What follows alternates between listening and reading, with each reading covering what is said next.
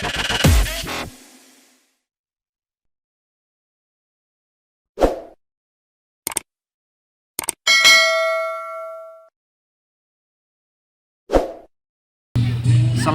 warahmatullahi wabarakatuh. Selamat pagi adik-adik siswa-siswi SMA Islam yang berbahagia.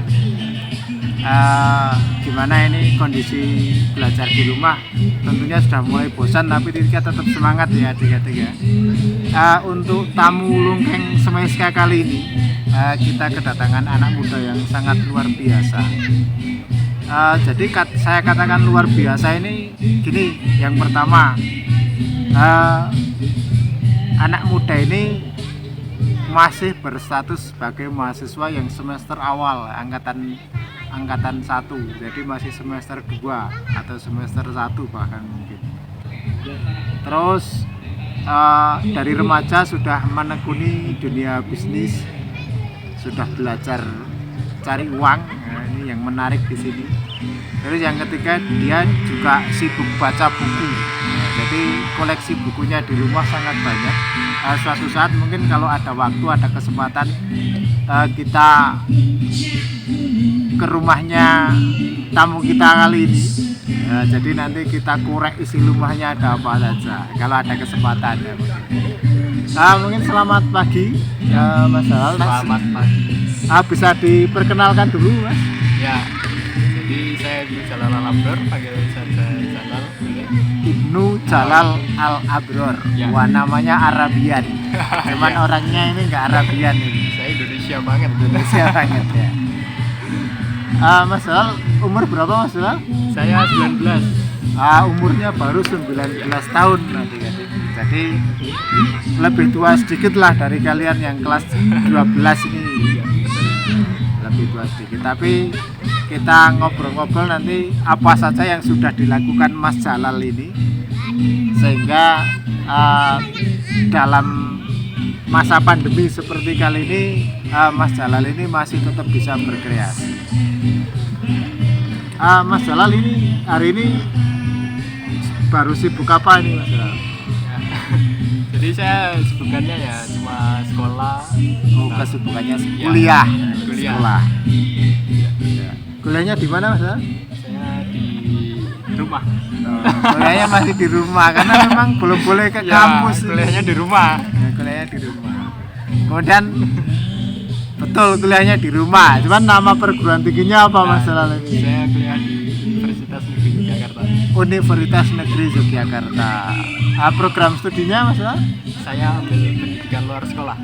Pendidikan. Nah, jadi beliau ini tetap masih jurusan pendidikan, jadi sangat peduli dengan adik-adik SMA Islam Kandangan ini tentunya, karena memang sama-sama berkecimpung di dunia pendidikan. Oke, yang pertama ini Mas Jalal, bisa diceritakan dulu bagaimana Anda ini bisa memulai bisnis. Bahkan tadi cerita di awal sudah saya sampaikan, ini sejak remaja sudah belajar bisnis. Bisa diceritakan ini awal mulanya gimana ini Mas? Ya, saya mengawali bisnis berawal dari suka dulu ya. Suka, yang pertama suka. Jadi saya menyukai dunia ini clothing. Clothing. Bisa diceritakan clothing itu apa? Ya, jadi clothing itu pakaian segala macam. Jadi ada baju, ada celana, itu termasuk clothing. Jadi jual pakaian. Oh. Jual pakaian namanya clothing sahabat-sahabat. Nah, ini catat ini. Ini salah satu produknya ini yang dipakai ini ya. Iya, benar banget. Ini salah satu produk pertama kami. Pertama ya. Itu modelnya bisnis clothing ini produk sendiri, jahit sendiri atau hanya desain kemudian diserahkan ke konveksi atau gimana ini Mas? Nah, jadi saya untuk masalah pembuatan itunya, produksinya, saya desain sendiri. Desain sendiri. Iya, tapi kita kerja sama-sama konveksi. Jadi gini ya, jadi adik-adik perlu catat. Bisa kita itu apa? Jadi tidak mesti harus kita kerjakan sendiri semua. Contohnya ini masalah ini punya usaha clothing. Mas Jalal ini hanya desain modelnya saja. Jadi mau tulisan apa, mau gambar apa, nah, kemudian selanjutnya dipasrahkan atau diserahkan ke konveksi untuk menjahitnya dan sebagainya. Untuk finishingnya tentunya. Nantilah baru setelah dari konveksi nanti di kembali tempat kita, kemudian kita yang memasarkan. Nah ini adik-adik jadi tidak perlu ragu bisanya apa, tapi kita bisa bekerja sama pihak-pihak lain gitu ya, masalah bener banget. Jadi dalam bisnis tuh kita perlu sekali yang namanya kolaborasi. betul sekali, betul kolaborasi. Jadi Anda ini desain, kemudian yang jahit diserahkan konveksi ya. Sama salah satu konveksi, terus kembali ke kita lagi, kita kemas lalu kita pasarkan.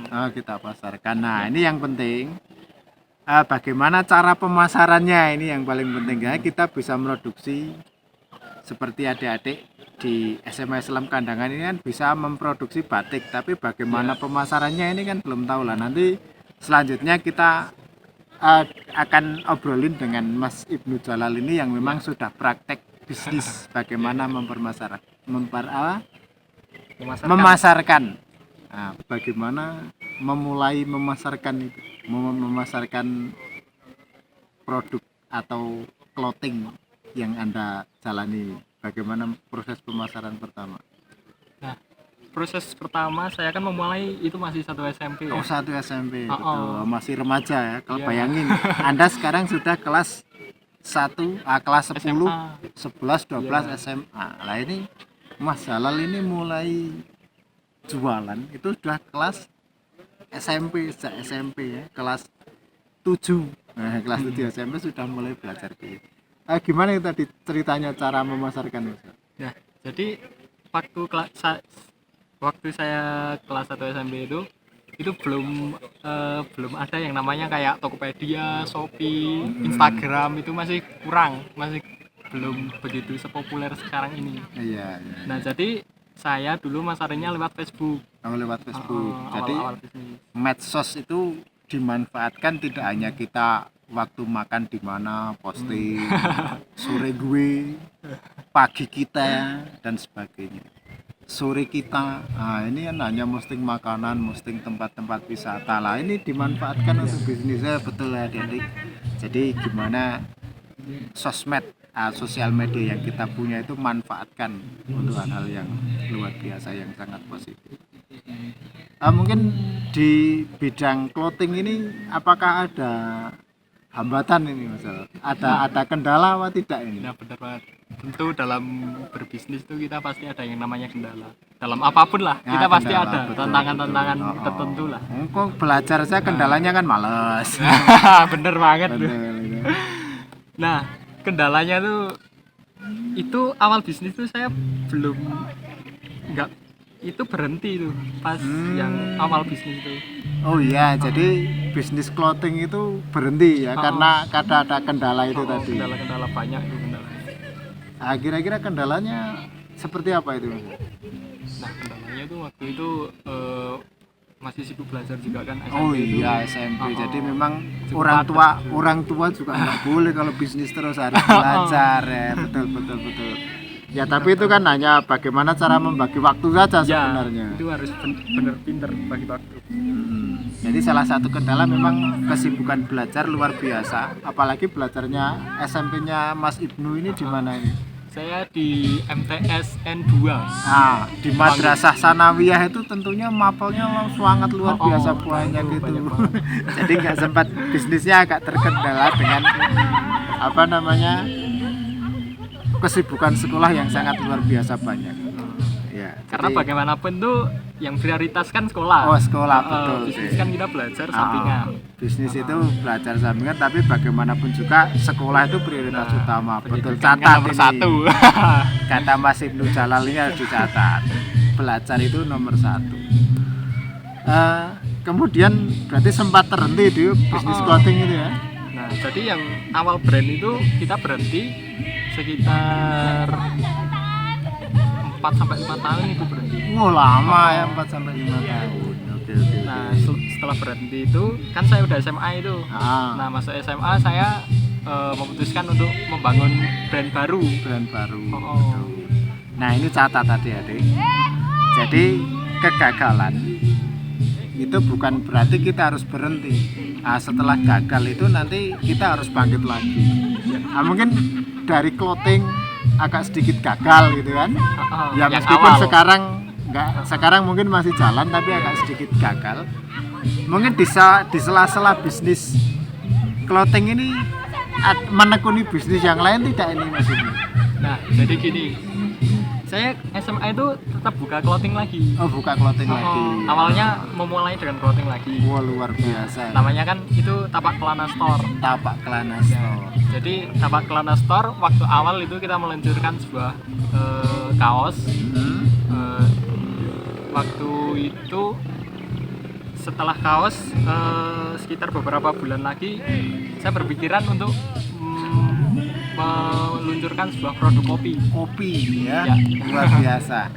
Oke, ini berarti ngomong-ngomong bisnis ini luar biasa, banyak sekali yang harus kita diskusikan.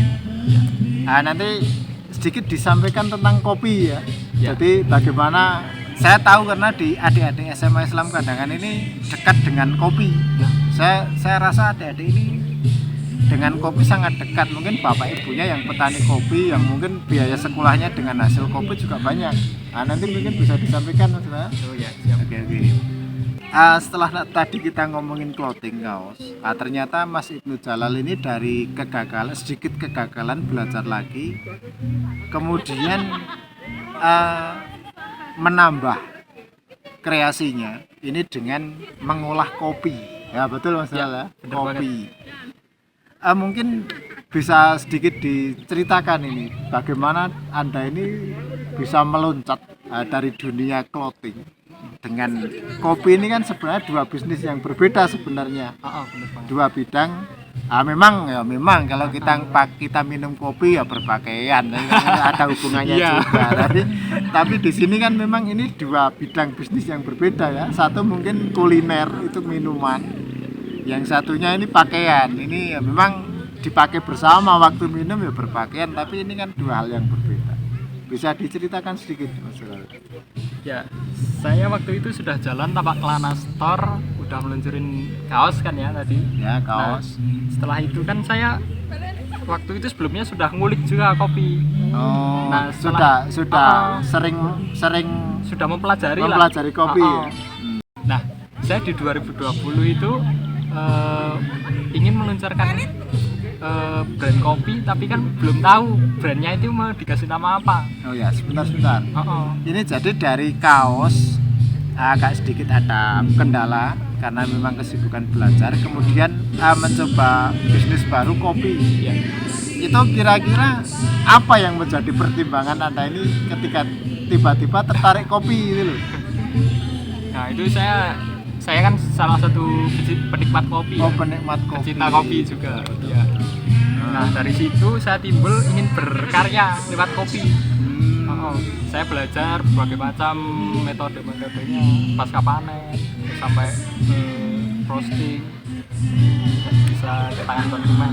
Oh, Saya gitu. pelajari semua itu. Jadi dari kopi itu dari di pohonnya Ya. sampai bisa dinikmati Nah. di gelas itu dipelajari gitu ya. Nah, saya kan udah berhasil itu Ah. bisa bikin. Bikin Nah. kopi bubuk gitu kan. Nah. Tapi saya belum tahu ini mau dikasih nama apa, brandnya apa ini. Oh, lah kemudian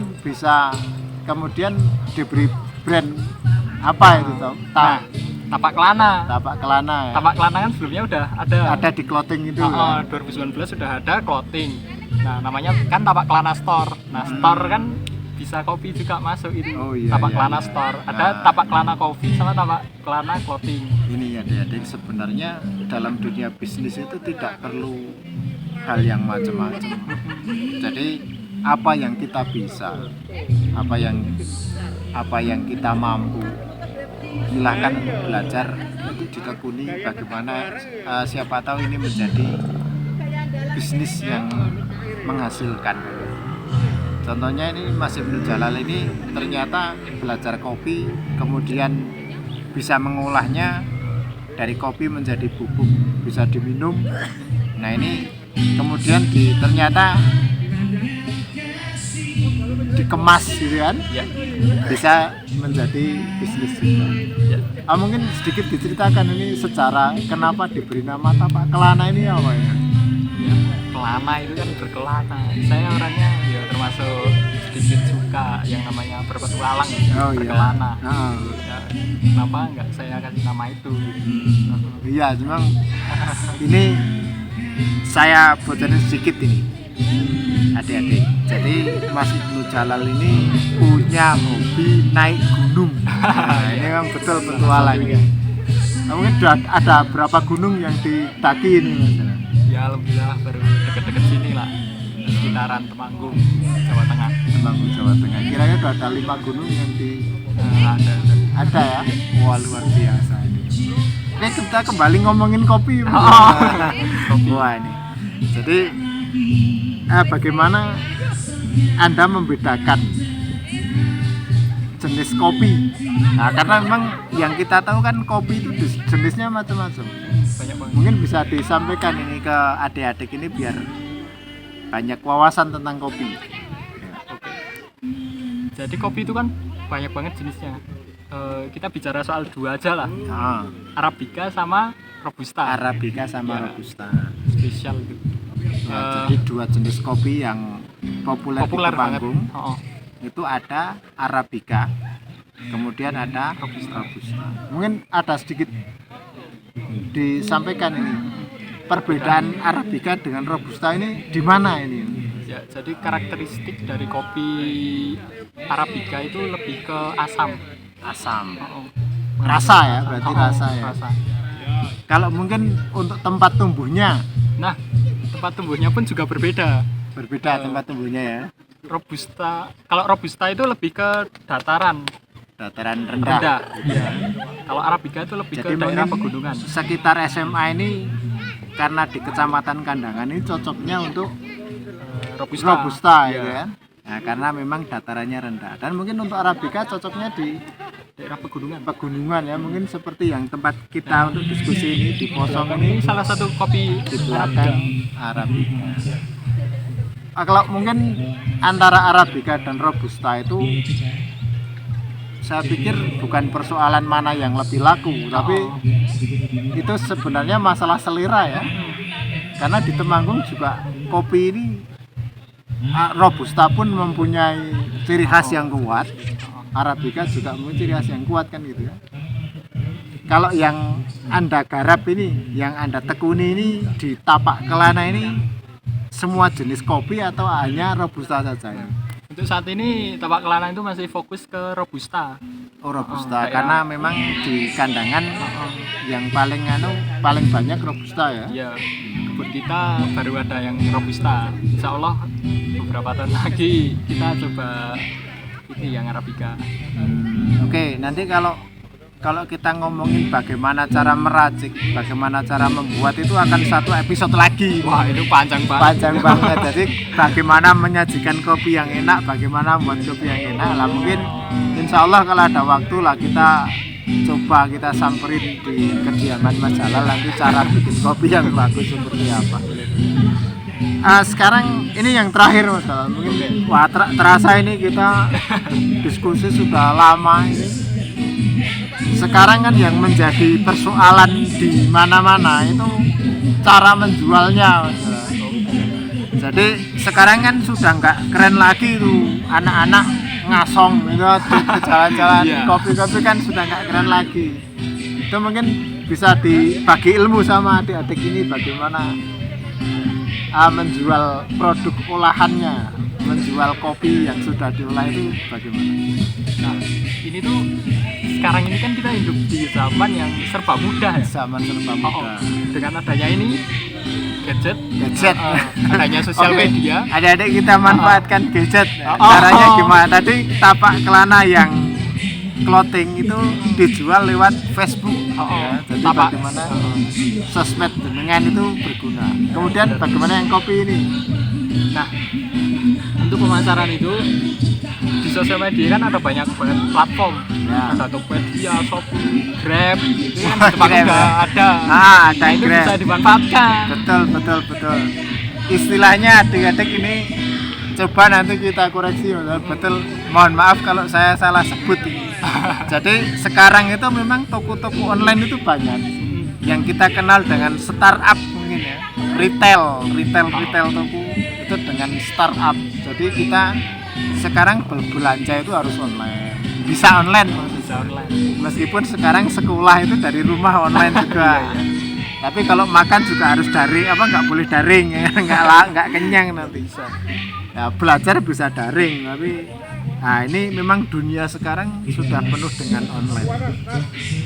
Jadi startup yang dimaksud mungkin bisa toko-toko itu tadi ya, toko-toko online yang menyediakan. Mungkin sampaikan aja ini ke adik-adik, bagaimana cara daftar di sebuah toko online ini Mas. Wah, kalau diceritakan detail itu panjang ya. Panjang. Nah, mungkin sekilas aja. Mungkin sekilas tuh kalian bisa buka Google lah. Ada yang Google tuh apa aja ada. Padahal bisa. Nah, itu kita cari aja langkah-langkahnya. Nah, ntar itu ikuti aja langkah-langkahnya yang ada. Nah, udah itu aja. Gitu ya. Jadi memang seperti halnya gini, di salah satu ojek online itu kan juga bagaimana kita download aplikasi. Kemudian di situ kan ada cara daftar menjadi driver, cara daftar menjadi seller, penjual dan sebagainya. Nah, ini adik-adik bisa nanti googling ya, browsing, cari bagaimana cara mendaftar di toko-toko online. Ya mungkin sekarang banyak sekali toko-toko online yang kita kenal. Saya tidak sebut merek ini.